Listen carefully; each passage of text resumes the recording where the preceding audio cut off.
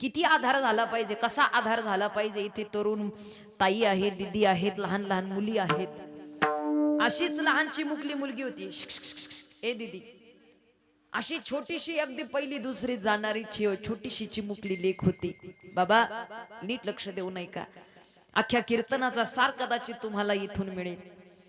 लहान पहिली दुसरीतली जाणारी मुलगी शेतामध्ये गेली आणि शेतात जाताना गेल्यानंतर आपल्या वडिलांना तिनं विचारलं, बाबा काय पेरलंय हो आपल्या शेतामध्ये. बापानं उत्तर दिलं, येत ताईडे कोथिंबीर पेरली बघ. कोथिंबीर पेरली शेतामध्ये. पोरीच्या दप्तर पाठीवरती होत, शाळेमध्ये निघालेली मुलगी. आणि विचारल्यानंतर पोरीनं हसत उत्तर दिलं, पुन्हा निघू लागली. आणि जाता जाता पाटाचं पाणी चालू होतं, पाय घसरलं आणि त्या पाटाच्या पाण्यामध्ये पोरीचं दप्तर गेलं. खांद्यावरचं दप्तर फाटलं, पाटाच्या पाण्यामध्ये दप्तर भिजलं. ढसढसा पोरगी रडू लागली. बापानं पाहिलं, बाप धावत आला. ए ताई काय झालं. पोरीनं डोळ्यातलं पाणी पुसावं, बापाकडे पाहावं, उत्तर द्यावं. बाबा बाबा पहिलीत होते तेव्हापासूनच हे दप्तर 2 वर्ष झाली, आता दुसरी पर्यंत संपत आली. 2 वर्ष झाली या दप्तराला. बाबा दप्तर आता फाटत आलं. बाबा आता याला शिलाई सुद्धा बसत नाही हो, धागे सुद्धा या दप्तराला बसत नाही, एवढं दप्तर फाटू लागले. बाबा बाबा सारखं दप्तर फाटतं. बाबा बाबा कदाचित नवीन दप्तर मिळालं तर फार बरं होईल. ती दुसरी जाणारी पोरगी सांगते, बाबा मला नवीन दप्तर हवंय. शेतकरी बाप होता. कदाचित शेतकरी बाबाची अवस्था व्यथा कदाचित इथपर्यंत प्रत्येक जण ओळखू शकतो.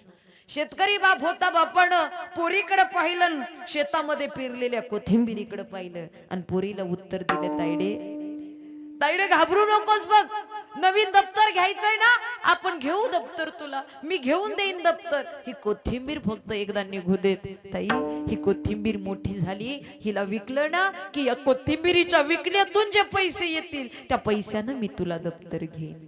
अगं दप्तरच काय, मी तुला ड्रेस घेईन, मी तुला शूज घेईन, मी तुला हवं ते सगळं घेऊन देतो, एवढी कोथिंबीर निघू देत. बघ काय आशा असते हो शेतकरी बापाची. पुरीला एवढा आनंद झाला. नाचत नाचत पोरगी शाळेत गेली आणि सगळ्या वर्गात मैत्रिणींना सांगू लागली, अगं माझे पप्पा माझे बाबा दप्तर घेणार आहेत, मला नवीन दप्तर घेणार आहेत. आमच्या शेतात कोथिंबीर पेरली, ती कोथिंबीर जेव्हा निघेल त्या कोथिंबीरीच्या विकण्यानं जे पैसे येतील ना त्या पैशातून माझे वडील दप्तर घेणार आहेत. इतका आनंद झालता पोरीला. पोरगी रोज शाळेत जाताना शेतामध्ये यायची. कशाला? कोथिंबीर पाहिला. अरे किती मोठी झाली, आज एवढी मोठी झाली, आज एवढी मोठी झाली, आज एवढी मोठी झाली. बाबा रोज पोरगी कोथिंबीरीकडे पाहायची आणि जशी कोथिंबीर मोठी व्हायची पोरीचा आनंद गगनात मावत नव्हता.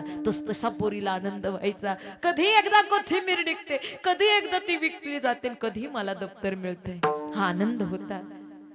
कोथिंबीर मोठी झाली, काढणीची वेळ आली, शेतामध्ये लोक काढायला आली. कोथिंबीर काढली, गाडीमध्ये भरली. शेतकरी बाप होता.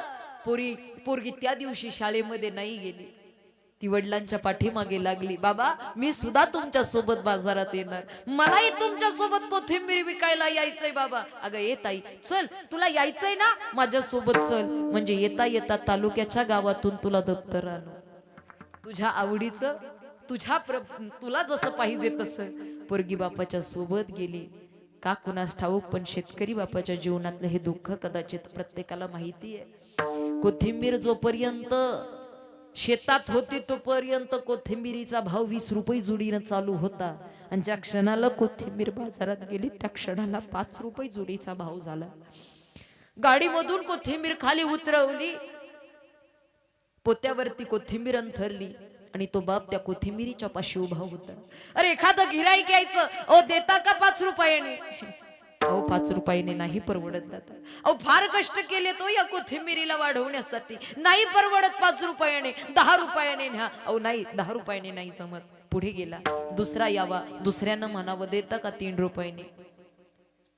3 रुपयाने नाही परवडत तो दादा, 3 रुपयाने. फार कष्ट केले, गेला निघून. अक्षरशः 1 रुपयावरती कोथिंबीरीचा भाव आला. इथे मात्र वडिलांना प्रश्न पडला होता, अरे ज्या आशेनं ज्या अपेक्षेनं माझ्या ताईला आतापर्यंत मी आश्वासन दिलंय, या कोथिंबीरीच्या पैशातून माझ्या दीदीला, माझ्या ताईला, माझ्या छकुलीला दप्तर घ्यायचंय. अरे जर या कोथिंबीरीचे पैसे नाही झाले, ही विकली नाही गेली तर निश्चितच काय उत्तर देऊ मी माझ्या ताईला? बापाच्या मनात प्रश्न निर्माण झाले. एक घासही भाकरीचा पोटात गेलेला नव्हता. आणलेला डबा, आणलेली न्याहारी बापानं तशीच ठेवलेली.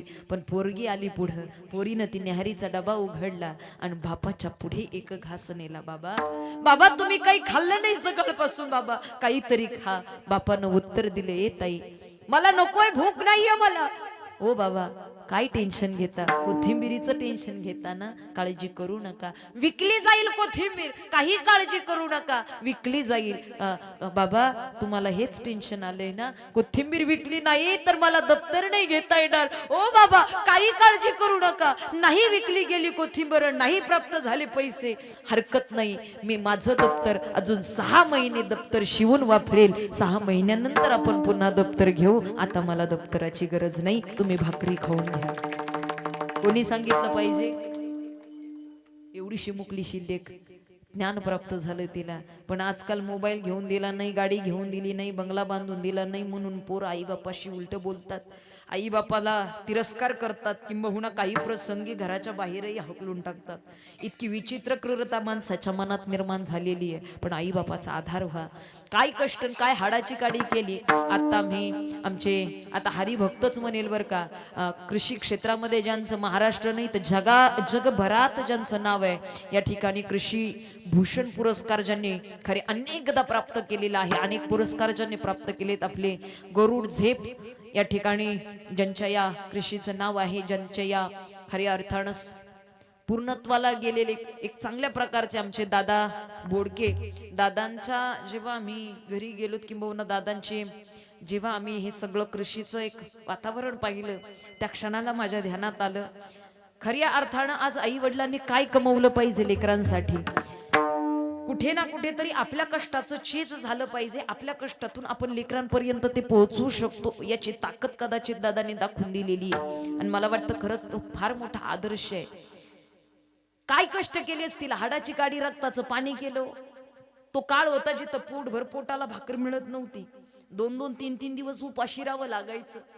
आज सकाळी वेगळं पोरांना, दुपारी वेगळं, सायंकाळी वेगळं, संध्याकाळी वेगळं. जे म्हणल त्या खायला पोरांच्या ताटामध्ये देतात की नाही आई? आज सगळं काही मुलांना आई त्या जाग्यावरती, मग का नाही त्यांना कष्टाचं चीज कळावं? काय कष्ट केले तुम्ही, ते कष्टाचं चीज पोरांना कळालं पाहिजे. बाप कष्टाचा कावाडी ऊस मळ्यात तोडतो या. एवढंही आयत देऊ नका लेकरांना, एवढंही आयत देऊ नका की अंतकाळामध्ये डॉक्टरांना फोन करणे आधी वकिलांना फोन करतील. तुमच्या ध्यानात आलं का? थोडीफार आपल्या कष्टाची जाणीव पोरांना कळू द्यात.